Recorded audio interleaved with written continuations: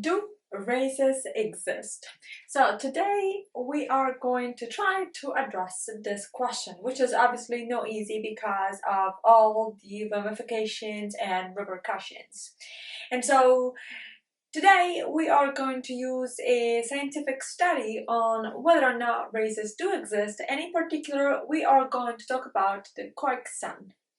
Alright, so one of the populations that can testify that actually races do not exist, because this is going to be our thesis to prove, is the Khoikhoi. They are considered one of the first, if not the first, actual people to inhabit South Africa. And Khoikhoi are a merged group coming from San, which are a hunter-gatherer population, and Khoikhoi, which are a pastoral group of people. So basically what happens is that, this is going to be very interesting, in the Khoikhoi, we found traces of people living on Earth 140,000 years ago. There are also remains of the Homo sapiens in their anatomical structure.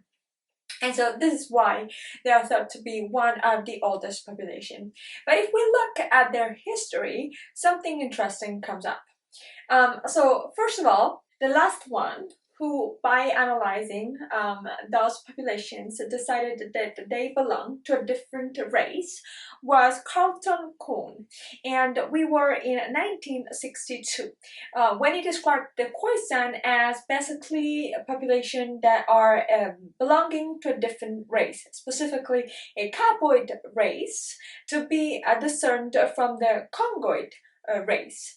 So the traits that were distinguishing the two races were the fact that Khoikhoi had golden brown versus sepia-colored skin, epicanthic eye fold, which is basically when this part of the eye, the most extreme internal point, is not clearly out, but it is kind of like reabsorbed within the fold, and so within the eyelid.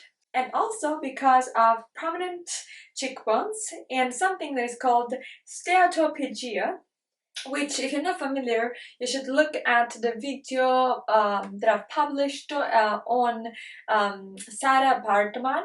And the saberpedia just makes basically the bottom part of people very big.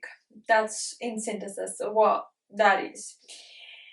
And so Carlton decided to classify in these terms the races, the two races at least, right? And so distinguish the Khoikhoi as belonging to the Cowboy race from the race inhabiting Congo and nearby areas that was defined as the Congoid race.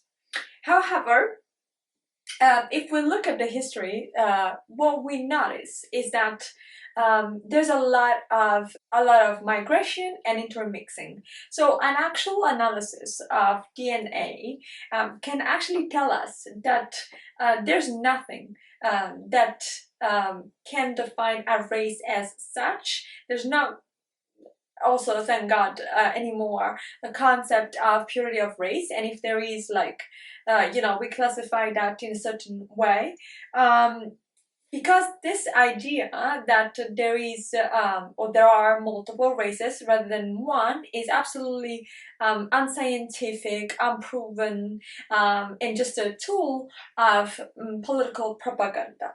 And so if we look at the history in South Africa, what we see is that 140,000 years ago, people in East and Central Africa moved, possibly, due to weather changes, moved, and those were the Atabe people inhabiting north-central Tanzania, and the Mibuti Pygmies inhabiting eastern Congo. So they moved towards the south, and then that created the San hunter-gatherer population. Then a more recent movement in migration happened 2,000 years ago, where the Khoikhoi established themselves as a pastoral group, and the Khoikhoi came out basically as a result of population moving, also due to the colonization from Euro-Asian people. And so they also moved but intermixed, and that is why we have some bits of genome that is Euro-Asian, and that can be traced back to the Neanderthal Homo. And then the last big movement was 1,700 years ago, where people moved again from north to south, and those people were Bantu speaking, and so they created a different group again that moved and intermixed. And that's how we got to the point of having the KhoiSan that also in between themselves intermixed. It is interesting because, you know, if we analyze the DNA, there's nothing purely defining a race. So it's interesting how people get so manipulated into thinking that there are actual differences, when there are differences, but those differences are not necessarily to be traced, you know, in how somebody looks.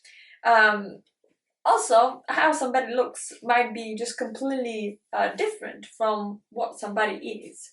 And so it's interesting that with all the rationality, the enlightenment, we have not achieved fully that understanding. Anyway, with that being said, guys, let us know your thoughts, and of course don't forget to comment below, and if you have enjoyed the video, subscribe to the channel and leave a like, and we'll talk some more next time.